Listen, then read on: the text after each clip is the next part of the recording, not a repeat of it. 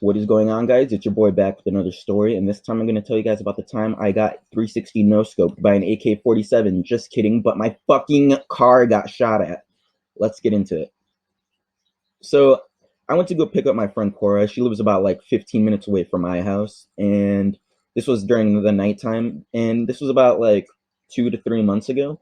So yeah, it was nighttime, and I went to go pick up my friend Cora. All right, and then we ended up stopping up at the local Wendy's. And what does that have to do with the story? Absolutely nothing. But we stopped at Wendy's, got ourselves a fo and started making our way back to my house. So usually, like during these dark hours, I usually take the more low key streets to my house because I feel like that's where all the activity wouldn't be, even though that sounds kind of contradictory now that I'm saying that out loud. But, anyways, we're going on our way to my house, and I live like right in front of a school, right? So I live right in front of the school, and the activities that happened happen on the other side of the school. If that makes any sense, if that makes any sense to anybody, if you can visualize that. So on this other side of the block or other side of the school, we're going down and we see like a bunch of people. I guess they were having a party because it looked like there was a lot of people there. And my friend notices that this guy who looks like the little cozy, little sleepy meme, she notices that this guy pulls out a fucking Glock and starts booking at it and my car. And that's when I said, what the fuck? Because I actually didn't even notice it until my friend said, hey dude, watch out, that guy has just pulled out a fucking Glock, let's book it. So I book it, and like I heard a few shots go off, but only one of them hit my car, all right? And we get to my side of the block, and I end up parking somewhere near the end because there was no like parking space. And literally, when I saw this bullet hole on my car, I was just all like, what the fuck was that? And as we're going into my house, there's like a group of not like yeah, like a group of people in a car standing like right in front of my house. Not that they weren't standing physically in front of my house, but they were in a car like right in front of my house. And I have no idea who these people were. I've never seen them in my entire life. And that's when I was all like, who the fuck are these dudes? And I go inside. Okay, so we go inside my house, and obviously my first reaction is to call the police because yes, it's snitch nigga time. And literally, I was surprised by how the police were actually being useful this time around. They ended up arresting the guy who shot at my car, and they even brought him over to my block and like flashed the light at him to like tell us like, hey, was it this guy? And we said yes, it was.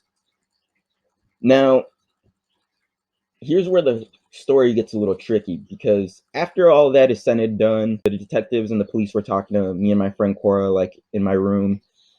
You know, we were both pretty like shocked because like what the hell just happened? I felt like I was in a freaking Eminem movie.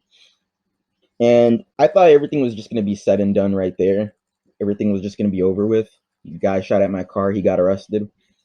But the next day, it turns out that my friend Lito actually knows who the hell this guy was, and he was basically giving me the rundown. He had one of the uncle of the guy who we supposedly think shot at my car. Even though we were pretty sure of it, that it was him. He starts talking about I end up communicating with Lito and the uncle of the guy who shot at my car, and then they were both saying like, hey, you know, like that's not really like what happened. You know, it was some other people shooting at us, so we decided to shoot back. But no matter who it was, my car still got fucking shot at. And I really kind of felt bad because I got the wrong guy arrested, supposedly. And, you know, that's a whole other different situation. They're handling it themselves with their own lawyers and stuff like that. But either way, like, my car just got fucking shot at. Like, that's what nobody was understanding, is that my car literally just got shot at. And I was just like, oh my God, because, like, there's a bunch of people that don't like me in my neighborhood. So I was just like, you know, who the hell could have, you know, I was just paranoid. I did not know who the hell to go to besides the police because I didn't want more bullshit happening. So the uncle just says, like, hey, you know, nobody's out to get you. We're not mad at you or anything. We just need you to explain to the police that, you know, he wasn't the one that actually shot at the car because the guy had a 45 and the bullet holes. I even showed the bullet hole to the uncle, and he said, yeah, that wasn't caused by a 45. So the bullet hole didn't match the kind of gun that he had. So who knows? I don't know who could have shot at my car. Either way, my car got fucking shot at. Um, so I do my part, and I tell the police like, hey, apparently it wasn't him, it was somebody else. The bullet holes don't match the kind of gun he had, but supposedly, I mean, I don't know. The story gets really tricky right there because at the same time, those people at the party were drunk, and I could have just been at the wrong place at the wrong time. But either way, it's pretty damn scary how far the gang violence has come into my neighborhood. Well, there's always been violence, but like it's been coming, but like it's always been on like I'm pretty sure I could say this online. It's so I live on like these streets that are categorized by numbers, all right? And most of like the activity happens on like the 90s, the 80s, the 70s and below. And not really much the hundreds, which is where I live at. But more and more violence has been happening in the hundreds. So I'm just like, dude, like I don't know what the fuck happened. My car just got shot at. There was, and the police did tell us that there was more guns involved with that party, so it could have been somebody else from the party.